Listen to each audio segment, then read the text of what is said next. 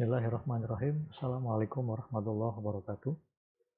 Teman-teman sekalian,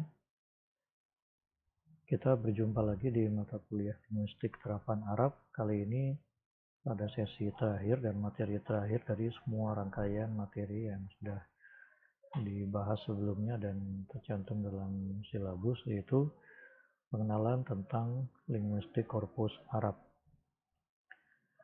Materi ini kita beri nama korpus bahasa Arab dalam kajian linguistik untuk menjelaskan seluk-beluk tentang apa itu linguistik korpus, lalu apa itu korpus sendiri dan bagaimana menggunakan korpus dalam konteks penelitian bahasa. Pada bagian pertama ini kita akan berkenalan dan menjelaskan tentang definisi, istilah, konsep yang terkait dengan linguistik korpus Arab. Lalu di segmen kedua nanti kita akan berkenalan dengan mekanisme bagaimana membuat korpus itu sendiri. Lalu segmen ketiga nanti kita akan berbicara tentang atau mengenalkan ya aplikasi-aplikasi pengelola korpus, dan terakhir kita akan mengenal beberapa fungsi yang terdapat dalam masing-masing aplikasi pengelola korpus tadi. Baik, di bagian satu ini ada beberapa istilah yang perlu kita kenal dan pahami konsepnya serta penjelasannya sebagai dasar pemahaman kita terhadap materi yang akan dibahas pada kali ini.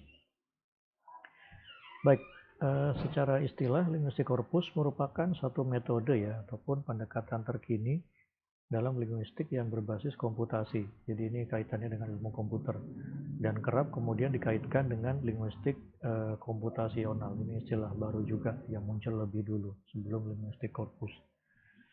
Linguistik korpus ini berfungsi untuk menganalisis bahasa dengan pendekatan teknologi komputasi dan digital. Jadi data bahasanya didigitalisasi untuk kemudian diolah memakai teknologi komputasi. Untuk apa? Untuk menggali dan menemukan atau mengungkap gejala, fenomena, ataupun fakta kebahasaan secara lebih mudah, taktis, dan terstruktur karena menggunakan mekanisme komputasi itu. Sebagai contoh misalnya kita belakangan berhadapan dengan pandemi COVID-19. Nah, kita menemukan banyak data di internet, berita, di media sosial, percakapan-percakapan, bahkan isu-isu dari yang benar sampai yang isu yang menyimpang atau hoax dan sebagainya. Kita bisa kumpulkan isu-isu atau teks-teks itu secara digital kita olah dalam bentuk teks. Lalu kita bisa analisis nanti apakah bahasa yang beredar dari masyarakat tentang fenomena itu menggambarkan ada gejala tertentu, misalkan ungkapan kebencian dan sebagainya, ataukah ada fenomena tersendiri yang diungkap, ternyata ada muncul istilah-istilah baru kosakata saintifik baru, istilah baru, new normal, lockdown dan sebagainya, ataupun ada fakta kebahasaan yang dapat terlihat secara spesifik dengan penemuan data-data tadi itu Nah, itu semua dapat diungkap secara lebih mudah, taktis, dan struktur dengan pendekatan komputasi. Itu sedikit tentang linguistik korpus. Nah, berikutnya, di mana posisi linguistik korpus dalam persandingan antara linguistik dengan komputer? Dia adanya lebih dekat ke ilmu linguistiknya. Dia ada di tengah-tengah antara aspek teoritis dan terapan, sementara ada ilmu-ilmu lain yang lebih teoritis seperti komunikasi dengan mediasi komputer, ada yang lebih terapan yaitu pembelajaran bahasa dengan asistensi komputer. Nah, ini merupakan panah diagonal pendekatan multidisipliner yang menggambarkan ada kaitan kombinasi antara ilmu komputer dan ilmu linguistik. Nah, di ranah komputer yang lebih dekat ke ilmu komputer ada namanya tadi saya sebut dengan linguistik komputasional. Lebih dekat ke mekanisme sistem komputer yang mengolah data bahasa. Ini linguistiknya data bahasa. Sementara mekanisme yang lebih rumit lagi, yang lebih kompleks lagi secara komputasi, ada namanya prinsip natural language processing, pemrosesan bahasa natural dengan menggunakan algoritma komputasi. Nah, jadi kembali ke linguistik korpus, dia adanya di sebelah kanan, dekat ke linguistik dalam konteks persinggungan antara ilmu komputer dan ilmu linguistik. Ini posisinya. Berikutnya teman-teman, korpus sendiri sebetulnya istilah dalam bentuk tunggal ya, jamaknya itu korpora. Korpus sendiri secara definisi merupakan koleksi sistematis dari suatu teks ya, atau berisi potongan-potongan ya, potongan-potongan pieces of text ya, dalam bentuk digital atau elektronik ya, sudah harus digital karena dia mudah diolah nanti setelah digital, yang dipilih berdasarkan kriteria tertentu. Misalnya nanti ada penandaan atau pelabelan kelas kata, verba, nomina, adjektiva, dan sebagainya. Nah, itu bisa jadi kriteria tertentu yang nanti bisa dipilih untuk dianalisis. Untuk apa? Untuk merepresentasikan, menggambarkan ya sejauh mungkin, sereal mungkin fakta suatu bahasa atau bahasa suatu masyarakat sebagai sumber data riset bahasa. Jadi korpus itu merupakan ya data bahasa yang sudah disiapkan dan diolah sedemikian rupa untuk dianalisis ya. Itu korpus. Nah, korpus sering disamakan dengan data bahasa ya, yang bisa berguna untuk bahan menyusun kamus bahasa. Ya, jadi untuk menyusun daftar kata apa yang beredar dalam masa pandemi COVID ini misalnya bisa buat kamus sendiri nanti. Lalu untuk menyusun buku pelajaran bahasa juga bisa. Kalau kita mau mengajar bahasa Arab kesehatan misalnya, kita kumpulkan dalam konteks terkait isu terkini, teks-teks tentang COVID, maka kita akan dapat menyusun pelajaran bahasa Arab dalam wacana kesehatan terkait COVID, itu bisa juga. Atau memformulasikan kaidah bahasa ya. Jika nanti ada kemungkinan perubahan kaidah bahasa Arab modern, bisa dilihat datanya atau dasar analisisnya dari data bahasa yang berhasil kita jaring melalui linguistik korpus.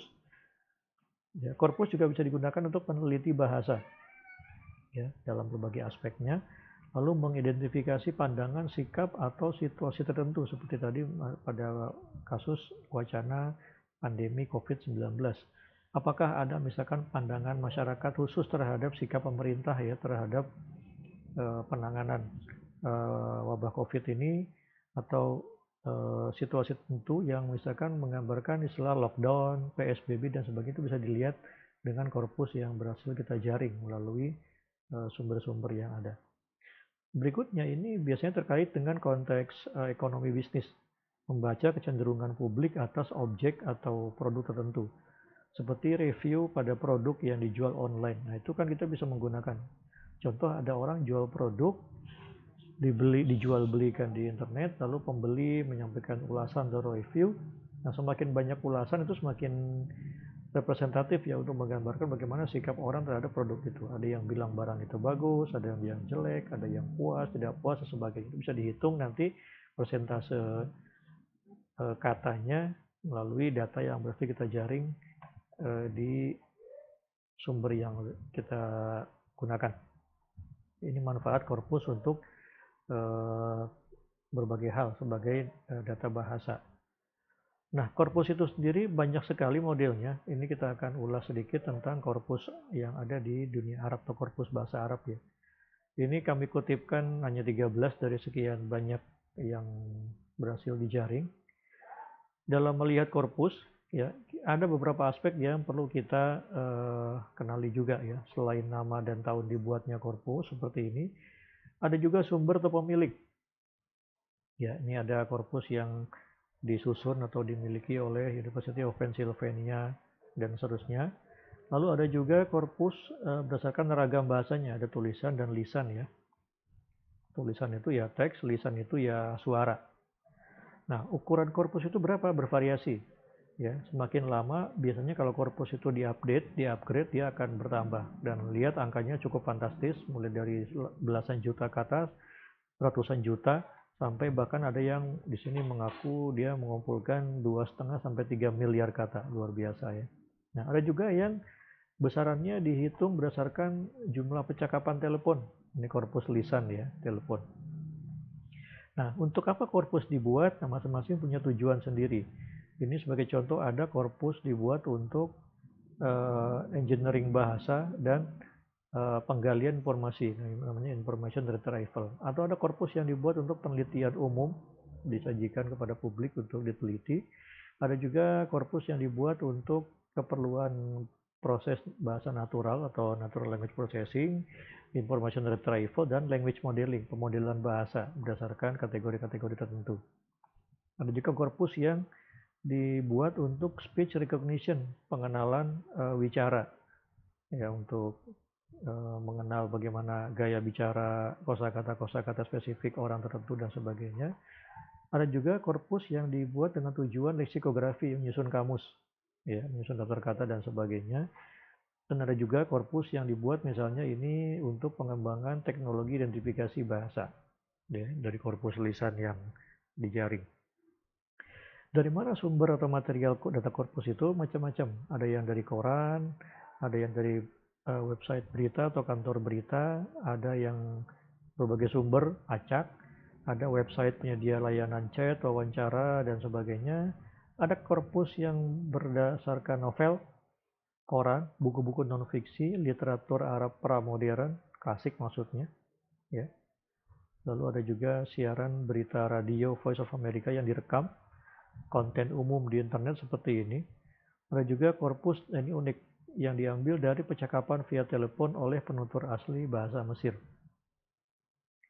Nah, korpus itu ketika sudah dipublikasi, tersedia di ruang publik seperti internet, diakses dengan dua metode yang paling umum. Ada yang berbayar dan tidak berbayar. Yang berbayar berarti kita harus mendaftar sebagai pengguna, lalu membayar sejumlah uang bervariasi untuk kita bisa masuk dan kita gunakan. Setelah itu ada juga korpus yang tidak berbayar, kita bisa pakai secara gratis dengan fasilitas yang ada di situ. Ya, apa adanya, tidak bisa diutak-atik korpusnya. Itu korpus dan berbagai informasi yang terkait dengan korpus itu sendiri. Sekarang kita akan lihat jenis-jenis korpus. Korpus itu macam-macam ya, seperti yang tadi di daftar di tabel sebelumnya itu. Klasifikasi korpus dapat dilihat berdasarkan beberapa tolak ukur. Yang pertama, dari segi konten, korpus itu hanya ada dua, umum dan khusus. Umum itu ya semua ada, semua masuk, semua dikumpulkan. Ini contoh korpusnya. Ada korpus yang sifatnya khusus, misalkan korpus kesehatan saja, korpus ekonomi saja, korpus klasik saja, dan sebagainya. Ya, jadi dia hanya berisi data tertentu yang tidak bercampur dengan data dalam kategori yang berbeda. Itu konten, ada umum, ada khusus. Berikutnya berdasarkan periode bahasa. Nah, ini kita bisa lihat ada dua pembagian masa, ada historis dan modern. Katakanlah misalnya historis itu dimulai dari tahun 1900 Masehi dan ke sana. Sementara modern dimulai dari era tahun 1900 sampai ke belakang atau ke sini ya, masa sekarang. Historis dan modern. Nah, umumnya memang korpus itu korpus modern. Karena korpus klasik itu menjaring datanya perlu waktu lebih banyak dan lebih sulit, sehingga nanti perlu penanganan yang lebih lama terkait teks yang menjadi material korpus tersebut. Nah, untuk siapa yang memproduksi data bahasa yang jadi korpus itu, kita bisa lihat penuturnya itu ada 3 kategori ya. Ada pembelajar asing, ini seperti kita orang Indonesia, baik guru, dosen maupun pembelajar atau mahasiswa yang belajar bahasa Arab, nulis bahasa Arab, bicara bahasa Arab, maka itu disebut dengan korpus pembelajar asing. Yang paling banyak korpus itu diproduksi oleh penutur asli atau penutur jati. Kita lihat korpus Arab di sini penuturnya orang Arab semua. Lalu ada juga korpus regional. Regional ini korpus yang penuturnya itu berasal dari region tertentu, seperti Asia Tenggara, Asia Timur, Arab Semenanjung, Arab Afrika Utara, dan sebagainya. Ini regional, jadi lebih luas dari daerah atau negara ya. Berikutnya, teman-teman semua, ini ada korpus berdasarkan variasi kontennya. Dari segi bahasa, korpus ada yang monolingual, satu bahasa atau eka bahasa. Ada juga korpus yang namanya korpus paralel. Dia terdiri atas lebih dari satu bahasa, bisa 2, bisa 3, dan seterusnya. Nah, jadi korpus paralel ini berisi sifatnya seperti tabel berjajar ya. Ada korpus bahasa sumbernya dan sasarannya. Contoh kalau Al-Quran misalnya ini korpus Arabnya, di kanannya ada terjemah Indonesia, Inggris, bahasa daerah, dan sebagainya. Itu kalau korpus paralel. Ini kebanyakan korpus monolingual yang ada di sini. Nah, ragam bahasanya ada 3. Korpus itu berdasarkan ragam bahasanya ada 3. Pertama bahasa lisan seperti tadi ya, percakapan telepon, broadcast, news feed, Ini masuk kategori korpus lisan, yang kebanyakan adalah tulisan ya, yang kemudian digitalisasi. Dan ada juga korpus yang sifatnya campuran ya, mengandung unsur lisan dan tulisan. Nah, jenis materialnya ada teks, kebanyakan teks. Kalau tulisan kita bisa lihat ada teks plus audio, teks dengan suara ya. Di sini ada Arabic Corpus Egyptian Colloquial, dia adalah korpus campuran ya. Ada yang karena memuat bahasa lisan dan tulisan, teks plus audio. Tapi ada juga korpus yang teks audio visual seperti film. Ya, seperti film karena dia memuat pertama teks, ada subtitle, ada terjemah yang di bawahnya itu muncul, lalu ada audio visual, suara dan gambar ya yang dapat disimpan dan didigitalisasi. Maka itu termasuk kategori korpus teks dan plus audiolingual. Nah, terakhir untuk format tulisan, korpus kalau bentuk tulisan ya, ini terbagi dua lagi. Ada korpus ortografis dan beranotasi. Ortografis itu korpus kalau tulis isinya masih tulisan asli. Apa adanya, tidak ditambah-tambahi, tidak dikurangi. Sementara korpus yang beranotasi itu korpus yang sudah diberi catatan atau diberi tambahan keterangan. Ini sebagai contoh dapat kita lihat misalnya pada slide halaman 23. Nah, ini contoh korpus beranotasi ya. Contoh korpus yang diberi anotasi teks. Ini pelabelan kelas kata. Verb, V mewakili verb, N mewakili noun, nomina, lalu ada di sini P mewakili mungkin partikel ya atau preposisi, adj mewakili adjektiva, dan seterusnya. Ini disebut dengan korpus yang sudah beranotasi. Nah, kalau korpus yang masih ortografis itu bisa dilihat contohnya seperti ini. Nah, ini korpus yang apa adanya, tidak mengandung anotasi atau catatan tambahan yang disisipkan ke dalam material teks korpus itu sendiri. Itu sedikit contoh tentang korpus anotasi dan korpus ortografi. Nah, teman-teman sekalian, kita sedang mencoba ya di Indonesia ini mengumpulkan berbagai jenis korpus. Ini merupakan proyek ya, kerja bersama antara sejumlah program studi Arab di Indonesia, dan perintisnya adalah Prodi Arab UHI yang bekerjasama dengan prodi-prodi Arab lain yang ada di kampus-kampus Indonesia, dan dikerjasamakan dengan Ittihad Mudaris Lughah Arabiyah atau Ikatan Pengajar Bahasa Arab Indonesia, IMLA ya. Nah, korpus Arab IMLA di Indonesia ini nantinya kita proyeksikan akan terdiri atas paling tidak 7 korpus ya. Yang pertama, korpus karya ilmiah, scientific works ya, yang terdiri atas paper, laporan penelitian, artikel ilmiah, ya, artikel jurnal yang ditulis oleh orang Indonesia, ya, baik yang berupa tulisan maupun lisan, yang diproduksi oleh ini baik oleh penutur Indonesia yang dipublikasi di Indonesia atau di luar Indonesia dalam bahasa Arab ya. Korpus kedua adalah korpus karya populer, popular works, yang bisa kita temukan pada majalah, buletin, newspaper, media sosial, dan sebagainya yang beredar di Indonesia, yang diproduksi oleh orang Indonesia dalam bahasa Arab.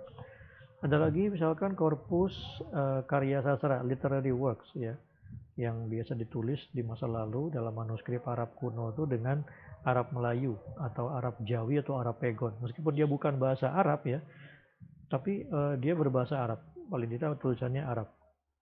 Berikutnya ada korpus karya keagamaan atau studi Islam, religious work. Misalkan ini kajian-kajian atau karya-karya ulama dulu ya, berupa kitab-kitab turos, kitab-kitab kuning, atau yang modern mungkin karya-karya ilmiah dari para ulama ya dalam bidang fikih, akidah, tafsir yang ditulis dalam bahasa Arab. Sekali lagi itu karya orang Indonesia. Korpus berikutnya adalah yang mau kita susun dalam konteks ini adalah korpus Al-Quran dan terjemahannya. Ya, Indonesia sudah punya banyak sekali terjemahan Al-Quran dalam bahasa daerah, dan bahasa Indonesia pun juga ada beberapa versi Kemenak, versi ulama misalnya Mahmud Yunus, versi ulama seperti Ahmad Hasan, dan juga ada terjemah Quran yang disusun oleh penyair yaitu Habib Yasin misalnya. Nah, itu bisa dibuat dalam kategori korpus ini, Quran dan terjemahannya. Juga korpus terjemahan bahasa Nusantara, Jawa, Sunda, Makassar, Aceh, Medan, Minang, dan sebagainya. Bisa disusun dalam bentuk korpus Al-Quran terjemah. Terus berikutnya adalah korpus kata pinjaman atau serapan dari Arab ke Indonesia. Ini banyak sekali datanya di Kamus Besar Bahasa Indonesia ya. Seperti kata kitab, hakim, hukum, pasal, bab, sholat, zakat, haji itu semua kata Arab bisa kita kumpulkan sebagai korpus sendiri. Dan juga ini yang cukup unik adalah korpus pembelajar Indonesia. Ya, ini banyak sekali santri, mahasiswa, guru, dosen yang belajar mengajar bahasa Arab, menggunakan bahasa Arab secara produktif ya, dan menghasilkan produk-produk seperti ya tulisan, karangan, artikel, rekaman suara, rekaman percakapan, debat ya itu bisa disimpan sebagai korpus ya dalam konteks pembelajaran bahasa oleh orang asing, dalam ini orang Indonesia.